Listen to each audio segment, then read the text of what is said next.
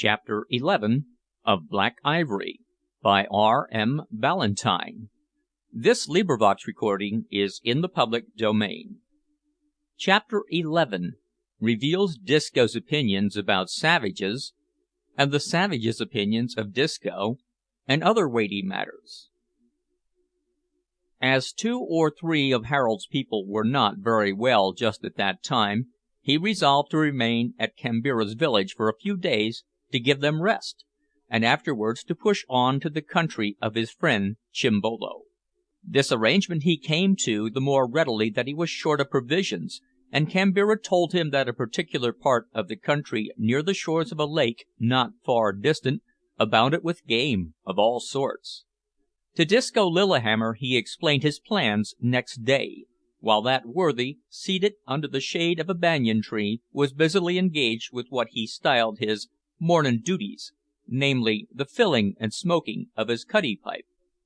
"You see, Disco," he said, "it won't do to knock up the men with continuous travel, therefore I shall give them a spell of rest here. Kambira tells me that there is plenty of game, large and small, to be had not far off, so that we shall be able to replenish our stock of meat, and perchance give the niggers a feast such as they had not been accustomed to of late, for it is not too much to expect that our rifles will do more execution, at all events among lions and elephants, than native spears. Besides, I wish to see something of the people who, being what we may call pure out and out savages." "Savages!" interrupted Disco, removing his pipe, and pointing with the stem of it to the village on an eminence at the outskirts of which they were seated. "D'ee call them folk savages?" Harold looked at the scene before him and paused for a few moments. And well he might, for not 50 yards off the blacksmith was plying his work energetically, while a lad sat literally between a pair of native bellows, one of which he blew with his left hand, the other with his right, and, beyond these, groups of men and women wrought at their primitive looms or tilled their vegetable gardens and patches of land. "Savages!" repeated Disco, still pointing to the village with the stem of his pipe, and gazing earnestly at his companion. "Humph!" It is probable that Disco might have said more, but he was an accurate judge of the precise moment when a pipe is about to go out, and delay will prove fatal. He therefore applied himself diligently to suck and cherish the dying spark. Having revived its powers to such an extent that clouds enveloped his visage, and his nose, being red, loomed luridly through them, he removed the pipe and again said "Humph! They ain't a bit more savages, sir, than you and me is." "Perhaps not," replied Harold. "To say truth, it would be difficult to point out any peculiarity that justifies the name, except the fact that they wear very little clothing, and neither go to school nor church." "They wears no clothin'," rejoined Disco, "'cause they don't need for to do so, and they don't go to church or school 'cause they ain't got none to go to, that same bein' not the fault of the niggers, but o' them as knows better." "There's truth in what you say, Disco," returned Harold with a smile; "but come, you must admit that there is something savage in the custom they have of wearing these hideous lip rings." The custom to which he referred is one which prevails among several of the tribes of Africa, and is indeed so utterly hideous and outrageous that we should be justified in refusing to believe it, were we not assured of the fact by Dr Livingstone and other missionaries and travellers of unquestionable integrity. The ring is worn in the upper lip, not hanging from it, but fitted into a hole in it in such a manner as to thrust the lip straight and far out from the face. As the ring is about the size of an ordinary napkin ring, it may be easily believed that time is required for the formation of the deformity. At an early age the middle of the upper lip of a girl is pierced close to the nose, and a small pin introduced to prevent the hole closing up. After it is healed, the pin is taken out and a larger one forced into its place, and so for weeks, months, and years the process of increasing the size of the lip goes on, until a ring of about 2 inches in diameter can be introduced. Nearly all the women in these parts use this ring, or, as it is called, pelele. Some make them of bamboo, others of ivory or tin.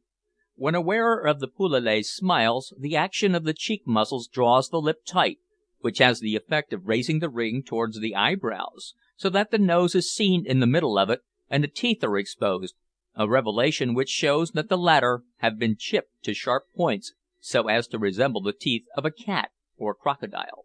"No doubt," said Disco, in reply to Harold's remark, "the lip rings are uncommon ugly, but the principle of the thing, sir, that's where it is, the principle ain't no wuss than ear rings. The savages, as we calls 'em, bores holes in their lips and sticks rings into 'em. The civilised folk, as we calls ourselves, bores holes in their ears and sticks rings into 'em. Where's the difference? That's what I want to know." "There's not much difference in principle," said Harold, laughing, "but there is a great difference in appearance. Earrings hang gracefully, lip rings stick out horribly." "H'm! It appears to me that that's a matter o' taste, now. Howsoever, I do admit that lip rings is wuss than earrings. Moreover, it must make kissin' somewhat difficult, not to say onpleasant.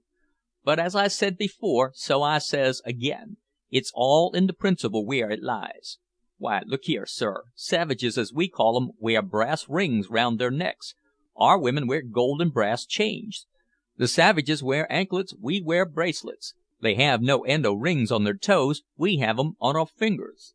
Some savages shave their heads, some of us shaves our faces. Their women are raither given to clothin' which is too short and too narrer. Ours come out in toggery far too wide, and so long sometimes that a feller daren't come within a fathom of 'em astarn without runnin' the risk o' trampin' on and carryin' away some of the canvas.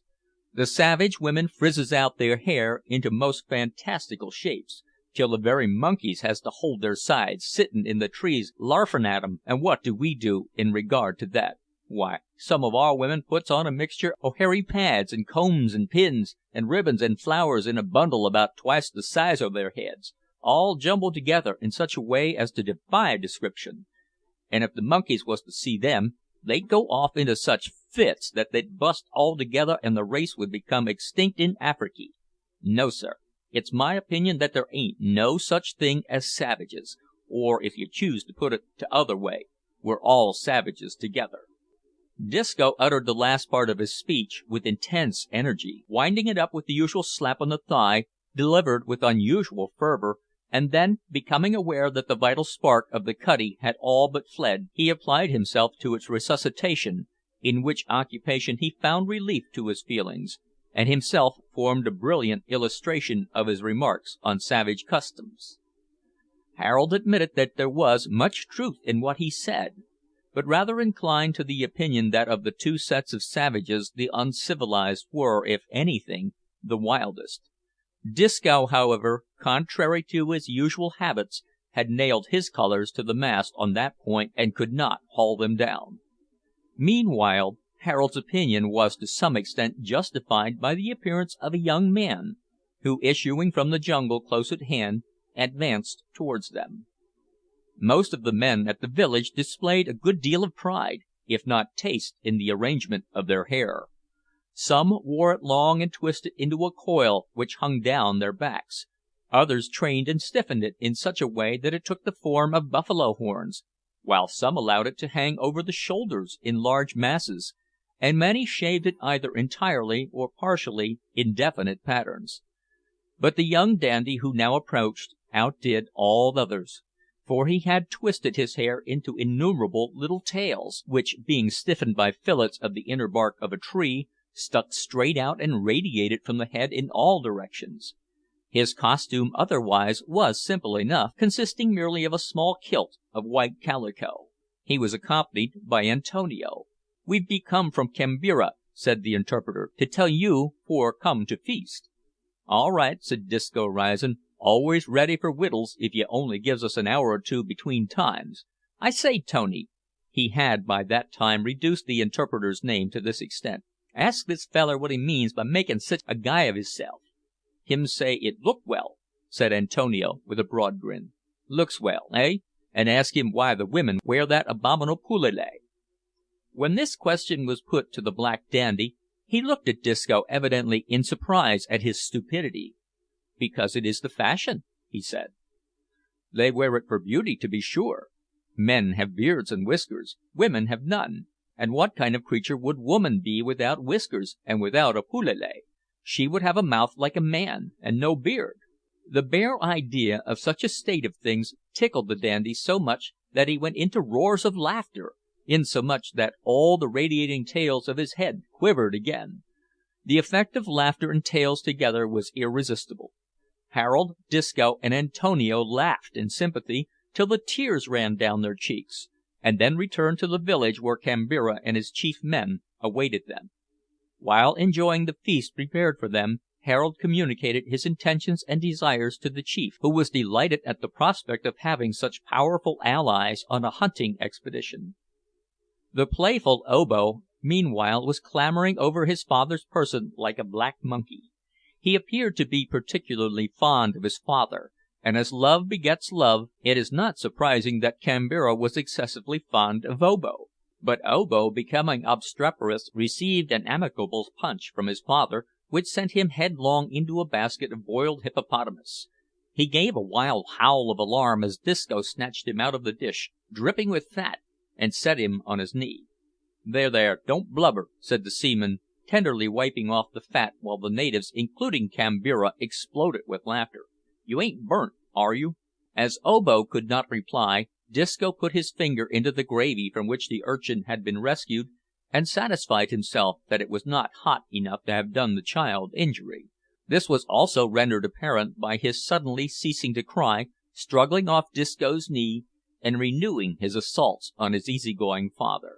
Accepting an egg which was offered him by Yohama, Harold broke it, and entered into conversation with Kambira through the medium of Antonio. "Is your boy's mother a Hullo! There's a chick in this egg!" he exclaimed, throwing the offensive morsel into the fire. Jumbo, who sat near the place where it fell, snatched it up, grinned, and putting it into his cavernous mouth, swallowed it.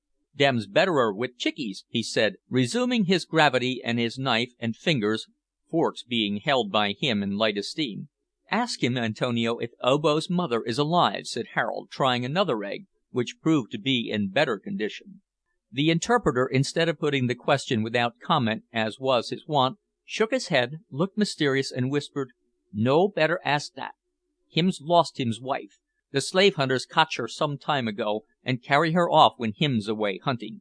Him's awful mad, worser dan mad elephant when him speaks to 'bout her."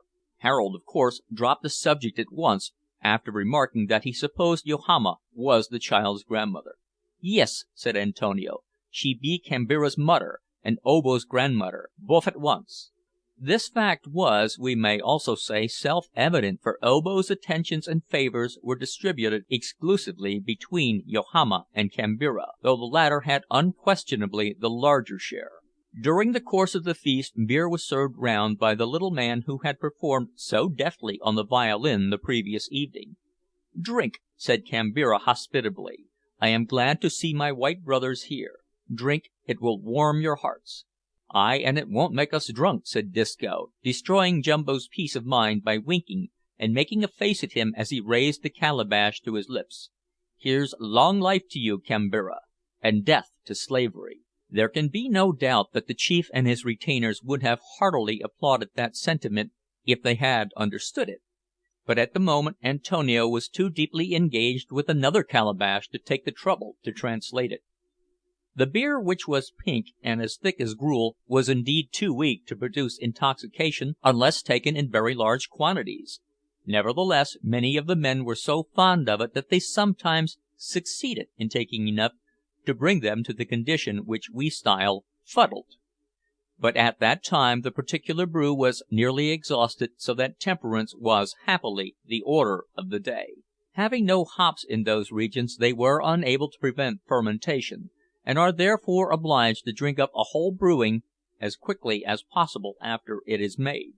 "Man, why don't ye wash your face?" said Disco to the little fiddler as he replenished his calabash. "It's awful dirty."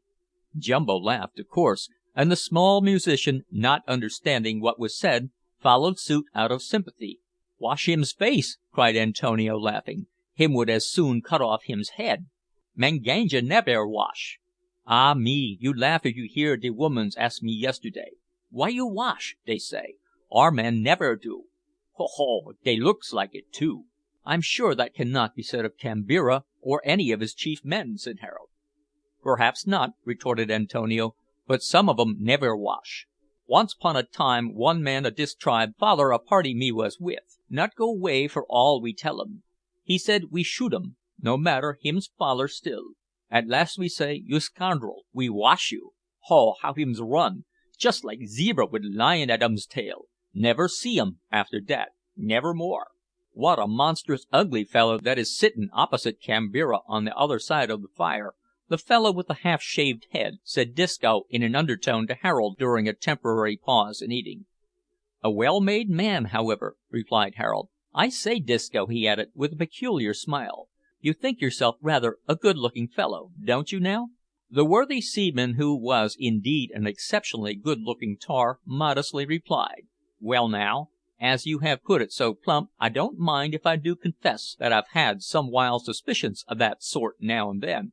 "Then you may dismiss your suspicions now, for I can assure you that you are regarded in this land as a very monster of ugliness," said Harold, laughing. "In the estimation of niggers your garments are hideous, your legs they think elephantine, your red beard frightful, and your blue eyes savage. Savage! Think of that!" "Well, well," retorted Disco, "your own eyes are as blue as mine, and I don't suppose the niggers think more of a yaller beard than a red one."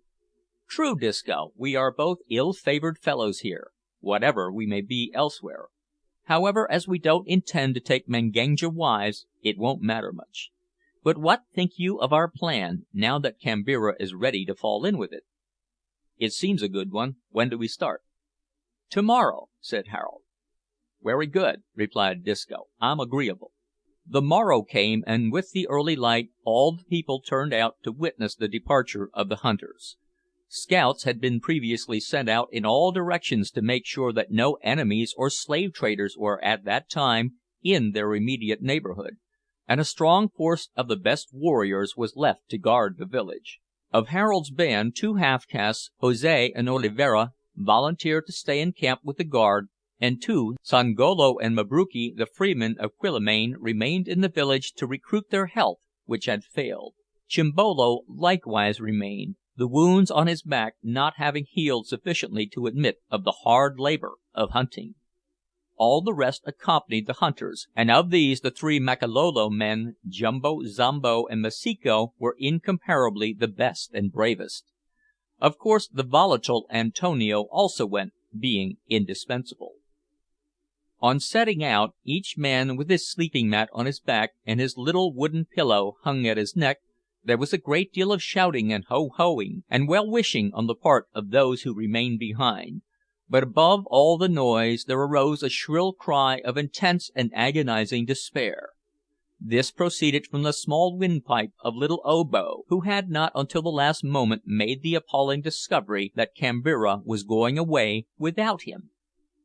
There was something very touching in the cry of the urchin, and something which brought vividly to the minds of the Englishmen the infantine community of their own land. There was the same sudden gaze of horror on realising the true position of affairs, the same sharp shriek and frantic struggle to escape from the grasp of those who held him back from following his father, the same loud cry of agony on finding that his efforts were vain, and then the wide open mouth, the close shut eyes, and the awful prolonged silence, suggestive of fits that betokens the concentration of mind, heart, and lungs into that tremendous roar of unutterable significance which appears to be the safety valve of the human family, black and white, at that tender period of life. Poor Obo! His sobs continued to burst out with steam engine power, and his eyes to pour cataracts of tears into Yokohama's sympathetic bosom long after the hunting party had left the hills behind them and advanced into the almost impenetrable jungles of the low grounds. Chapter 11. Recording by Tom Weiss, Tom'sAudiobooks.com.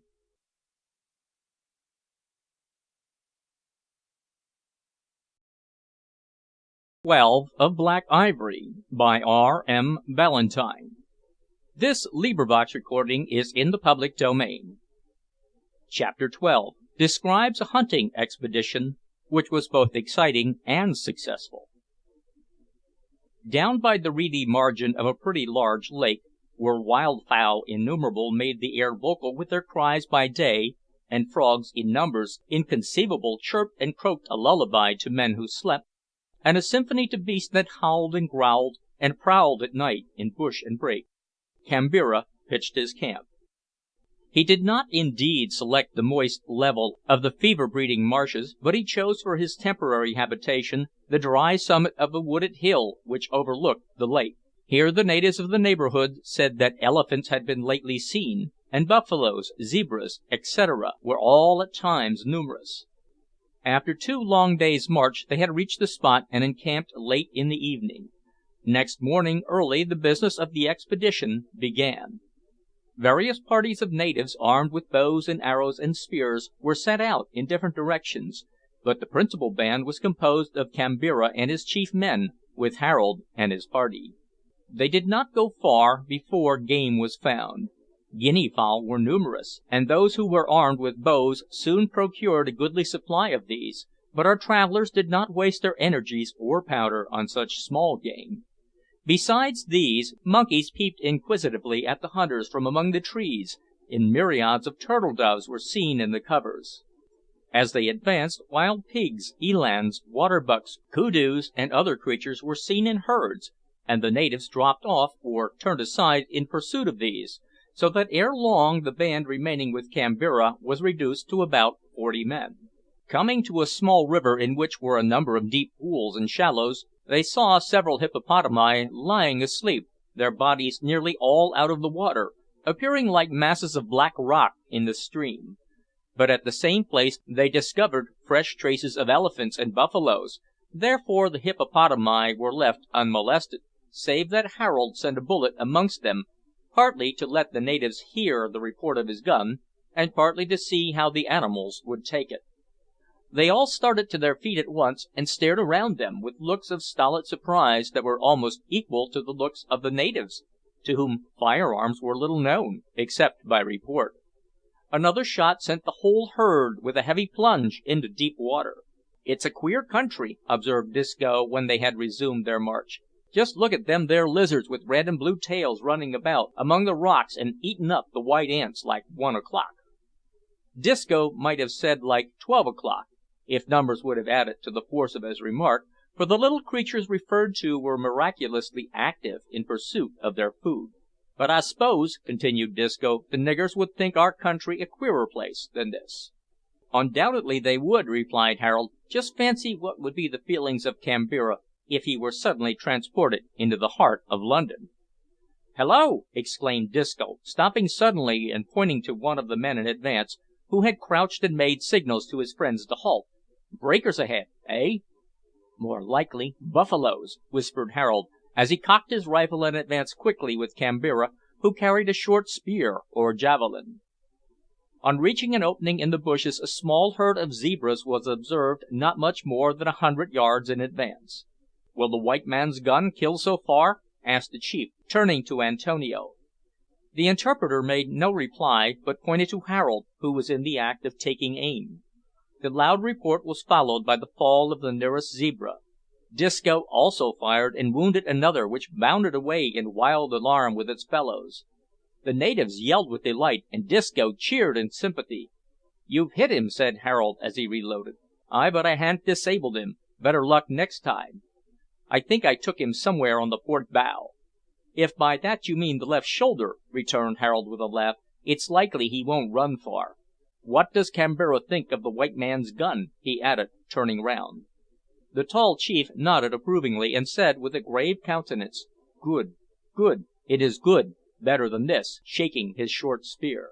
At that moment a small antelope, which had been startled and put to flight by some of the other bands of hunters, came crashing wildly towards them, ignorant of the enemy in its front until within about 30 yards. It turned at a sharp angle and plunged into the jungle, but the spear which Kambira had shaken whizzed through the air and pierced its heart before it had time to disappear.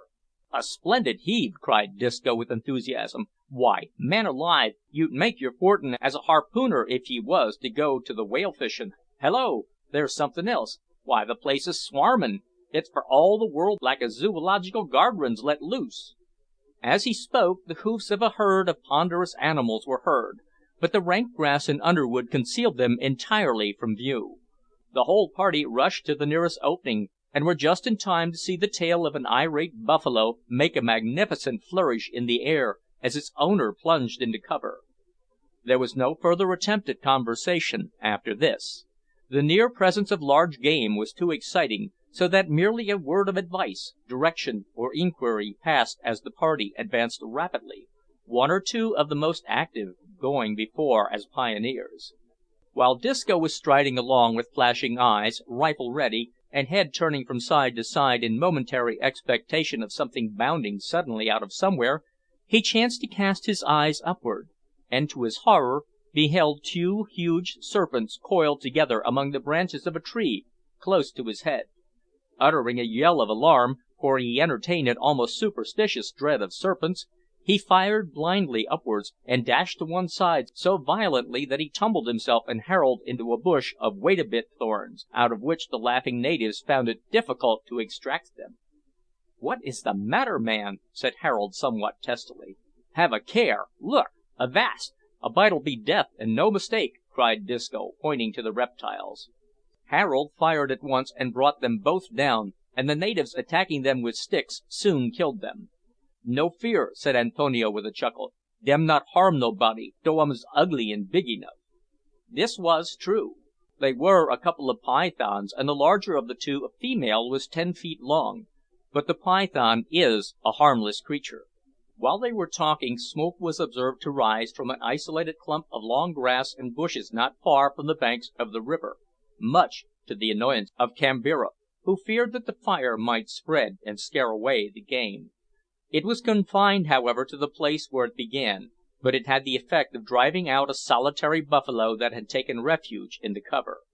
Jumbo chanced to be most directly in front of the infuriated animal when it burst out, and to him exclusively it diverted its attentions. Never since Jumbo was the size of Obo had that laughter-loving savage used his lithe legs with greater energy than on this occasion. An ostrich might have envied him as he rushed towards the river, into which he sprang headlong when the buffalo was barely 6 feet behind him. Of course Harold fired as well as Disco, and both shots told, as also a spear from Kambira. Nevertheless the animal turned abruptly on seeing Jumbo disappear, and charged furiously up the bank, scattering its enemies right and left. Harold fired again at little more than 50 yards off, and heard the bullet thud as it went in just behind the shoulder, yet, strange to say, it seemed to have no other effect than to rouse the brute to greater wrath, and 2 more bullets failed to bring him down. This toughness of the buffalo is by no means uncommon, but different animals vary much in their tenacity of life. Some fall at once to the first well directed shot, others die hard. The animal the hunters were now in pursuit of, or rather which was in pursuit of the hunters, seemed to be of the latter class. Harold fired another shot from behind a tree, having loaded with a shell bullet which exploded on hitting the creature's ribs. It fell, much to the satisfaction of Disco, of whom it happened to be in pursuit at that time. The seaman at once stopped and began to reload, and the natives came running forward, when Antonio, who had climbed a tree to be out of harm's way, slipped down and ran with great bravery up to the prostrate animal. Just as he reached it, the buffalo sprang up with the activity of a cat, and charged him. Antonio turned and ran with such rapidity that his little legs became almost invisible, like those of a sparrow in a hurry. He gained a tree, and had just time to climb into it when the buffalo struck it like a battering ram, hard enough almost to have split both head and tree. It paused a few seconds, drew back several paces, glared savagely at Antonio, and then charged again and again, as if resolved either to shake him out of the tree or give itself a splitting headache. But another shell from Harold, who could hardly take aim for laughing, stretched the huge animal dead upon the ground. Altogether it took 2 shells and 5 large, solid rifle balls to finish him. "That was a pretty good spurt," said Disco, panting, as he joined Harold beside the fallen beast. "It's well known that a starn chase is a long 'un, but this would have been an exception to the rule if you hadn't shot him, sir. He mighty nigh made short work o' me. He was almost aboard o' me w'en you fired." "True," said Harold, and had that tree not grown where it stands, and grown tough too, I suspect he would have made short work of Antonio too." "Bah!" said the interpreter with affected carelessness, "him was but a slow brute, that's all." Disco looked at Jumbo, who was none the worse of his ducking, and shut his right eye smartly. Jumbo opened his cavernous mouth and exploded so violently that his double row of brilliant teeth must have been blown out and scattered on the ground, had they not been miraculously strong. "Come now," said Kambira, who had just given orders to some of his followers to remain behind and look after the carcass, "we go to find elephants." "Have we much chance of findin' them?" inquired Disco. Kambira thought they had, because fresh traces had been recently seen in the neighbourhood, whereupon Disco said that he would prefer to go after lions, but Kambira assured him that these animals were not so easy to find, and much more dangerous when attacked. Admitting the force of this, though still asserting his preference of lions to elephants, the bloodthirsty son of Neptune shouldered his rifle and followed his leader. While the main party of hunters were thus successfully pushing along, the other bands were not idle. Though possessing no firearms, they were less noisy. In fact, their proceedings were altogether of the cat-catty. One fellow, as black as coal, as lithe as an eel, and as long, according to Disco's standard, as a fathom of pump water, having come upon a herd of buffalo unseen by them, and being armed with a small bow and quiver of arrows, suddenly dropped on all fours and began to glide through the long grass. Now there is a particular little bird in those regions which calls for special notice here. It is a very singular bird, inasmuch as it has constituted itself the guardian of the buffalo. It frequently sits upon that animal's back, and whenever it sees the approach of man, or any other danger, it flaps its wings and screams to such an extent that the buffalo rushes off without waiting to inquire or see what is the matter, and the small guardian seems to think itself sufficiently rewarded with the pickings it finds on the back of its fat friend. So vigilant is this little creature that it actually renders the approach of the hunter a matter of great difficulty in circumstances when, but for it, he might approach with ease. Note: see Livingstone's Zambesi and its Tributaries, page 200. Our wary native was, however, aware of this little fellow's propensities, and took precautions to outwit the bird rather than the beast. It may perhaps cause some surprise to be told that a small bow and arrows were a sufficiently powerful species of artillery to bring to bear against such noble game, but the surprise will vanish when we state that the arrows were poisoned. Having crawled to within range, the fathom of black pump water suddenly arose and let fly an arrow. The missile went deep into the side of a majestic bull. The little bird fluttered and screamed too late.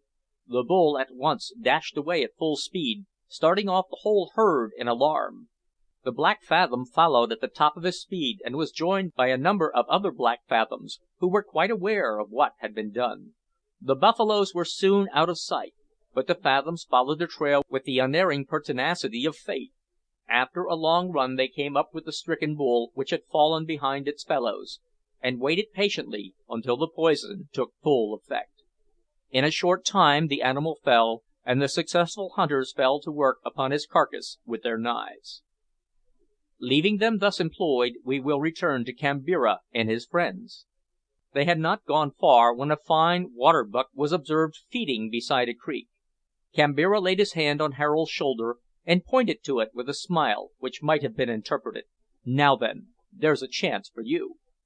Harold fired, and the water buck dropped. "Good," said Kambira. "Hallo!" exclaimed Disco. And well he might, for at that moment an enormous crocodile, which had evidently been watching the water buck, seized and dragged it into the water. It was not deep, however, and the wounded animal made a desperate plunge, hauled the crocodile several yards, and tore itself out of its hideous jaws. It then jumped into the stream and was swimming across when another crocodile made a dash at it, but Harold sent a ball into its ugly head, which appeared to make it change its mind. It disappeared, and the water buck turning, made for the bank from which it had started. Just as it reached the vital spark fled, the fine head dropped, and the body turned over. It will be seen from what has been told that on this occasion the rifles did most of the work. The natives who followed Harold had nothing to do but look on exultingly, glare, dance, show their teeth and gums, and secure the game.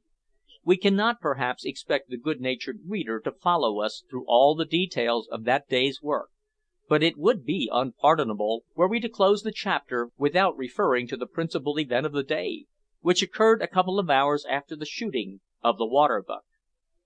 It happened thus. When the hunters began to grow tired, and the prospect of falling in with large game became less hopeful, the chief determined to return to camp. But Disco felt so disappointed at not having seen an elephant or a lion, that he expressed a wish to continue the chase with a small select party. Harold laughed at the idea of the seaman leading such a party, but offered no objection, although he did not care to accompany his friend, having, as he said, had enough of it, and being desirous of having a long chat with the chief in camp. "You see, sir," said Disco, patting the stock of his rifle with his right hand, "we chance to have got, so to speak, into the heart of a shoal o' big fish, and there's no sayin' how soon they may take it into their heads to up anchor and make sail for other grounds. Therefore, says I, blaze away at 'em while you've got the chance." "But you may have as good a chance to morrow or next day," suggested Harold. "We ain't sure o' that, sir. To morrow, they say, never comes," returned Disco. "It's my ambition to let fly a broadside at a lion or an elephant, so I means for to go on, and wot I says is, `Who wolunteers to sail in company?'" When the party were given to understand what "wolunteers" meant, the three Makololo men joined the tar with alacrity; also the Somali negroes, Nakoda and Conda, and about a dozen of the natives, armed with spears. Disco's own men were armed with their guns. Antonio, being necessary to Harold, returned to camp, but this was a matter of little importance, as Jumbo and his fellow countrymen knew enough of English to act as interpreters. Every one who has had a few years' experience of life knows the truth of the proverb which asserts that "fortune favours the brave." Its truth was exemplified on the present occasion not more than an hour after the little band of heroes had set out. Disco led the way, as a matter of course, holding, as he said, that no nigger could possibly be equal to a white sailor in the matter of steering, whether ashore or afloat. He steered by the sun, and directed his course to nowhere in particular, being influenced chiefly by the form of the ground and the appearance of the jungle. Jumbo grinned a good deal at the sententious gravity with which the leader delivered his orders, and the self-important strides with which he passed over the land. He would have grinned still more, perhaps have laughed outright, if he had understood that the occasional off-hand kicks which Disco bestowed on a thick bush here and there were given in the hope that a lion might thereby be set up, as one dislodges a rabbit or a hare. At last, on reaching the crest of a mound, which was comparatively free of underwood, Disco beheld a sight which caused him to drop on his hands and knees, as though he had been shot. Not more than 50 yards off a herd of cow elephants and their calves were seen feeding quietly on tall, heavy-seeded grass in the plain below. "Avast!" said Disco in a hoarse whisper, at the same time crouching behind a bush, and making frantic signals to the rest of the party to advance with extreme caution. "What 'um see?" inquired Jumbo in low whisper, creeping up to his excited leader. There was no need for a reply. A glance over the top of the bush sufficed. "Be quiet as mice now, lads," said Disco, when all the members of his party had crept around him, and become aware of the presence of elephants. "Get your guns laid, and if any one of you dares to pull a trigger till I give the word, I'll key haul him." This, or something distantly resembling it, having been explained to the men who carried guns, they lay down and took aim. The noise made by the hunters attracted the attention of the nearest elephant, and with true motherly instinct she placed her young one between her fore legs for protection. "We fire right in de middle ob de lot?" inquired Zumbo hastily. "Not at all," whispered Disco. "Let every man point at the nearest one, the one that lays broadside on to us, with the little un under her bows. Now, ready, present, fire!" Bang went the 7 guns with a degree of precision that might have put to shame any corps of volunteer riflemen in England. Up went the trunks and tails of the elephants, little and big, and away rushed the whole herd in dire alarm. But the wounded animal suddenly stumbled and fell on its knees, then leaped up and ran on heavily. Meanwhile Disco, who had discharged only one barrel of his heavy gun, leaped over the bushes and rushed forward at a pace which for a few seconds enabled him to keep ahead even of the fleet natives. The elephants, however, easily left them all behind, and it appeared as if the affair were about to end in disappointment when the wounded beast again stumbled. "Hold on! Halt!" cried Disco in a voice of thunder. He kneeled at the same time, took aim, and fired. Whether it was this last shot or the effects of the previous loss of blood we cannot tell, but after receiving it the ponderous animal rolled over on its side and died. To say that the natives became temporarily insane would give but a feeble idea of what now took place, because few readers are likely to be aware of the amazing power of the negro to give expression to the vagaries of insanity. We shall therefore content ourselves by saying that they cheered, laughed, howled, shouted, danced, and yelled, and leave the rest to imagination.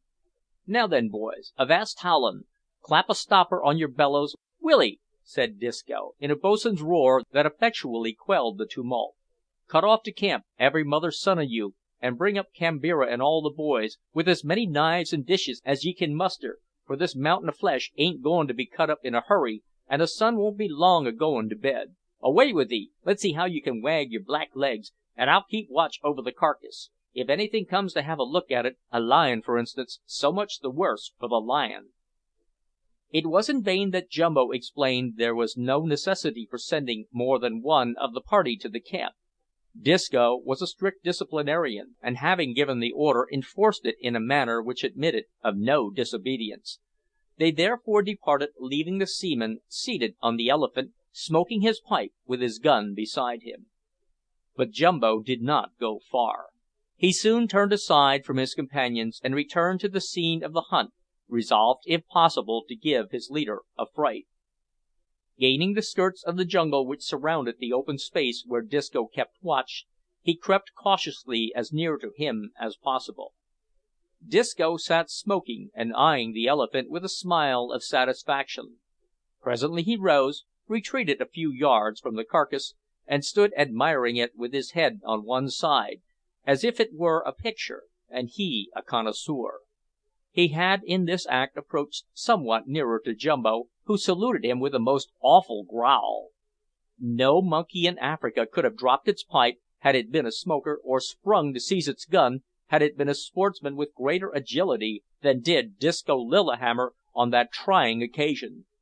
Getting on the other side of the dead elephant, he faced around, cocked both barrels, and prepared to receive whatever might come. Jumbo, lying very low behind a bank of earth for safety, gave another low growl. Disco started and half raised his piece.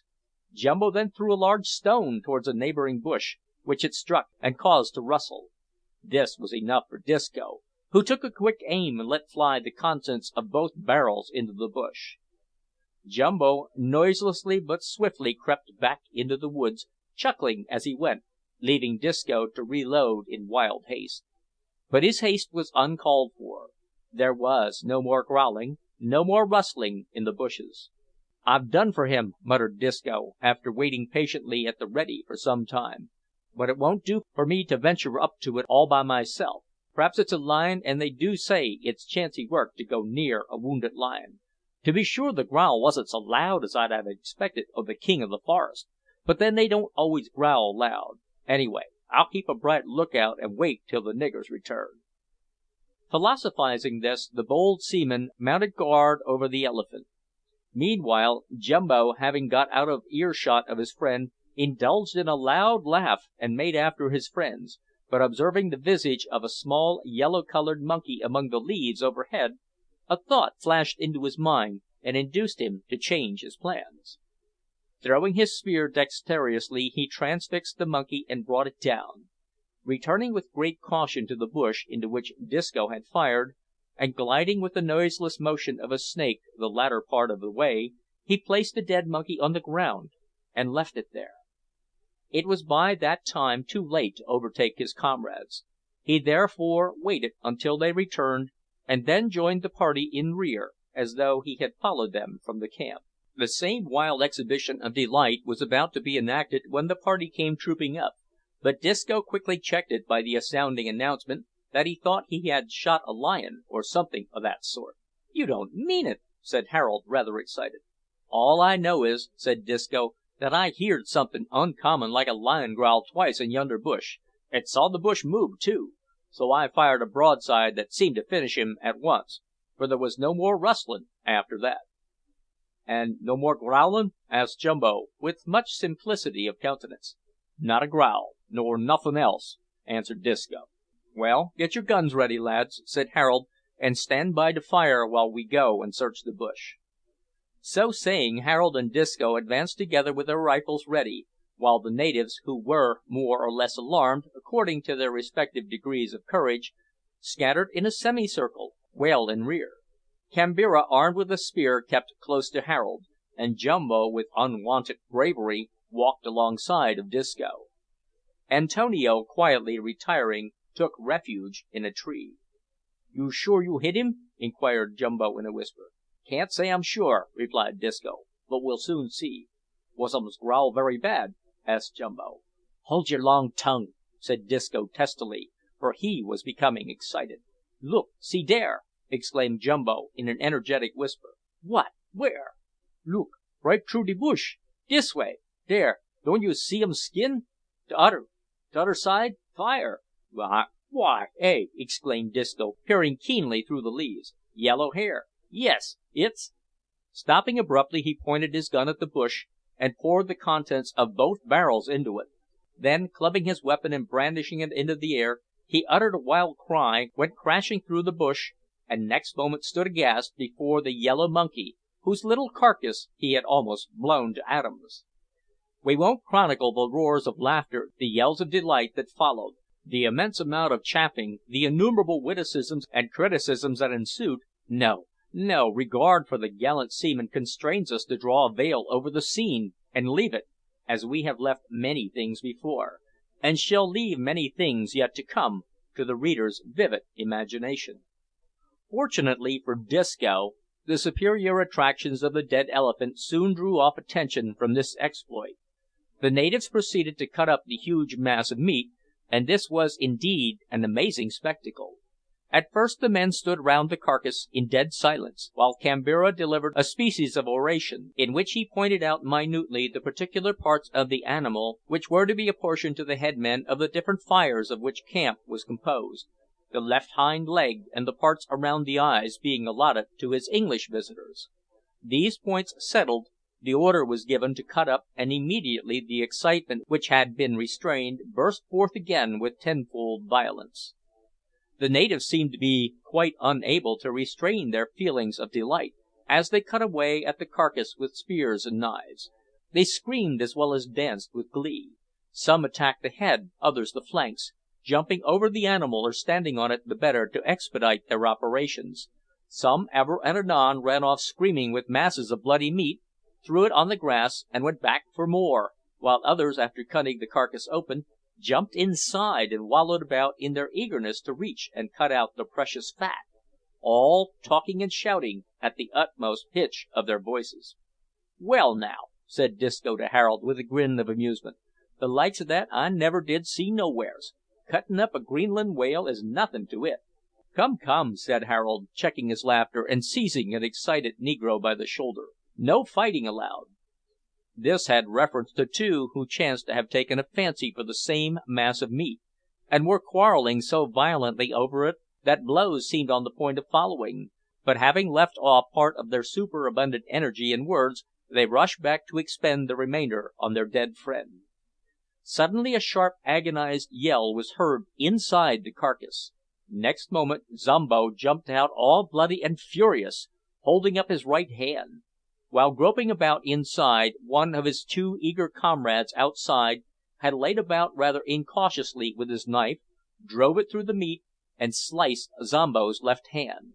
He was easily soothed, however. Harold bound up the cut with a piece of rag, and Zombo went to work as recklessly as ever. In a marvellously short time tons of meat were cut up and divided amongst the band, and before daylight had quite disappeared The hunters were on their way back to camp, while a troop of hyenas and other carnivora were gorging themselves with the elephants' remains. CHAPTER XIII. Tom's Audiobooks.com